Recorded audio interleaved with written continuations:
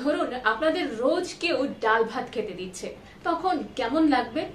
লাইফে মাঝে মাঝে একটু কিমা পরোটা, কাবাব, হাক্কা নুডলসও তো দরকার, তাই না? কিন্তু এই কথা বলিউডের ডিরেক্টরসদের কে বোঝাবে? তারা রোজ রোজ একই খাবার বিভিন্নভাবে দর্শকদের খাওয়াচ্ছে, কখনো বা মাটিতে, কখনো বা আকাশে। অনেকেই হয়তো বুঝতে পারছেন আজকে আমরা কথা বলতে যাচ্ছি রিসেন্টলি রিলিজ হওয়া বলিউড মুভি যোধা নিয়ে। এই মুভিটি আমার কেমন লাগলো, কোন কোন ফ্যাক্ট আমার চোখে পড়লো, আজকে সেগুলো নিয়ে কিন্তু আমরা কথা বলবো। So grab your popcorn, settle in and let's get into the movie.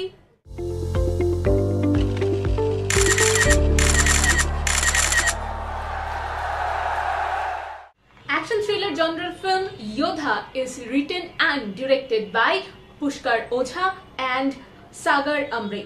Produced by Hiro Yash Johar, Karan Johar and Apurva Mehta under the banner of Dharma Productions. এখানে একজন এয়ার কমান্ডো অরুণ কাটিয়ালের চরিত্রে অভিনয় করেছে সিদ্ধার্থ মালহোত্রা। তার বাবা অর্থাৎ মেজর সুরিন্দর কাটিয়ালের চরিত্রে অভিনয় করেছে রনিত রয়। এখানে আরো আছে রাশি খান্না অ্যাজ প্রিয়ামবাদা অর প্রিয়া কাটিয়াল, যিনি ছিলেন একজন সরকারি কর্মকর্তা and সিদ্ধার্থের wife.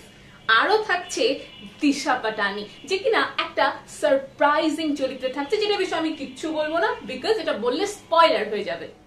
Now let's move on to the positive aspects. শুরুতে কথা বলবো ভিজুয়াল রিপ্রেজেন্টেশন নিয়ে।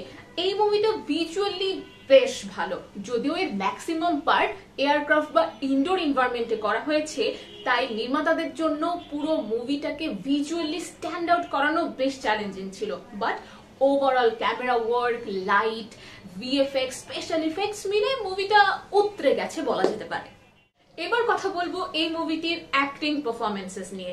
যদিও খুব হেভি কাস্ট নিয়ে মুভিটা তৈরি করা হয়নি বা ডিরেক্টররা খুব হেভি কাস্ট নেননি, তবে যারা যারা ছিলেন অর্থাৎ সিদ্ধার্থ মালহোত্রা, রনিত রয়, দিশা পাটনি, রাশি Khanna, every one of them were really good at their performances. খুব দক্ষ এবং পারদর্শিতার পরিচয় কিন্তু তারা দিয়েছেন। যদিও মুভিতে সিদ্ধার্থ এবং রাশির কেমিস্ট্রিটা বিল্ড আপ করার চেষ্টা করা হয়েছে, বাট সেটা খুব একটা ওয়ার্কআউট করেনি। ফর দ্যাট রিজন মুভিটা শেষ হওয়ার পরেও তাদের জুটিটা নিয়ে খুব একটা চর্চা হবে না। Now let's talk about the action. এই মুভি যতটুকু প্রশংসা পাচ্ছে তার ম্যাক্সিমাম কৃতিত্ব কিন্তু যায় এর অ্যাকশনের ওপর, কারণ এই মুভির অ্যাকশন একেবারে টপ নচ। সিদ্ধার্থ অ্যামেজিং ভাবে নিজেকে এখানে পোর্ট্রে করতে পেরেছে এবং বলিউডের একজন অ্যাকশন হিরো হিসেবে সে কিন্তু নিজেকে এস্টাবলিশ করতে পেরেছে, উই ক্যান সে দ্যাট। কারণ এয়ারক্রাফটের মধ্যেই এটার ম্যাক্সিমাম অ্যাকশন গুলো করা হয়েছে, নিচেও কিছু ছিল তবে ম্যাক্সিমামটা এয়ারক্রাফটের ভেতর। এবং উই ক্যান গেস যে একটা এয়ারক্রাফটের ভেতর অ্যাকশন সিকোয়েন্স গুলো কোরিওগ্রাফ করা, সেটাকে পারফর্ম করা কতটা ডিফিকাল্ট, কারণ এয়ারক্রাফট খুবই ছোট ন্যারো একটা জায়গা। সেখানে all the action set pieces were nicely choreographed, heart pumping and thrilling. Now let's move on to the negative aspects. আর শুরুতেই কথা বলবো এই মুভির প্লট নিয়ে। Same old plot, India versus Pakistan, Islamophobia, Kashmir. I think it's high time that Bollywood should move from this topic, কারণ ঘুরে ফিরে তারা ওই একই ইন্ডিয়া ভার্সেস পাকিস্তানকে নিয়ে আসছে, পাকিস্তানের প্রতি তাদের হেট্রেড দেখাচ্ছে, একটা মুসলিম ভিলেনকে দেখাচ্ছে, and these things honestly অডিয়েন্সের উপর খুব নেগেটিভলি ইফেক্ট ফেলে। Now let's talk about storyline execution. এই মুভির স্টোরিলাইন এক্সিকিউশন খুবই উইয়ার্ড। প্রথম 10-15 মিনিট দেখলে আপনার মনে হবে যে এটা শেরশাহের সস্তা রিমেক। খুব মানে এটা কোনো থ্রিলার বা অ্যাকশন জনরার সিনেমা না, বরং রোম্যান্টিক জনরার কোনো সিনেমা। তার উপর জোর করে লিড কাস্টের কেমিস্ট্রি বিল্ড করা, তার সঙ্গে একটা ইমোশনাল বন্ডিং ক্রিয়েট করার যে চেষ্টা, সেটাও ওয়ার্কআউট করেনি। যার কারণে মুভিটা এক পর্যায়ে আপনার কাছে লেন্দি মনে হবে যে বোর করছে, কিংবা এটাও মনে হবে যে শুধু শুধু হিরোকে এত লার্জার দেন লাইফ দেখানোর কি ছিল, কিছু রিয়ালিটি, কিছু রিয়ালিস্টিক টাচও দিতে পারতো। Now let's talk about the dialogues of this movie. এই মুভির ডায়লগগুলো বিলো এভারেজ। এগুলো শুনে আপনার মনে হবে যে কোনো এফোর্টই দেওয়া হয়নি এখানে।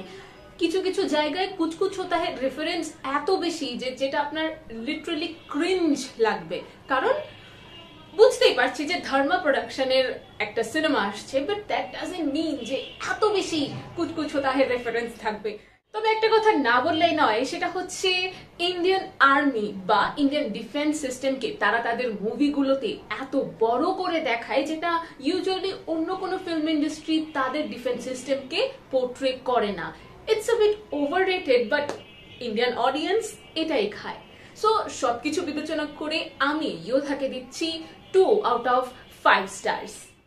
সবশেষে এটাই বলবো, যদি আপনি মুভিটি দেখতে চান দেখতে পারেন, it's a one time watch movie. তার থেকে বেশি সময় আই ডোন্ট থিঙ্ক এই মুভিটাকে দেওয়া ঠিক হবে।